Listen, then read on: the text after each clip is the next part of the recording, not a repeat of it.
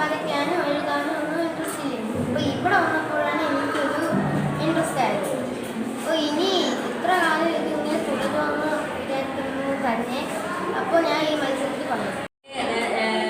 കൂടെ നിന്ന എല്ലാ കുട്ടികൾക്കും പിന്നെ ഈ ശില്പശാലയ്ക്ക് നേതൃത്വം നൽകിയ സുമി ടീച്ചറിനും ലക്ഷ്മി ടീച്ചറിനും എൻ്റെ പേരിലും സ്കൂളിൻ്റെ പേരിലും എല്ലാ കുട്ടികളുടെ പേരിലും നന്ദി അറിയിച്ചു.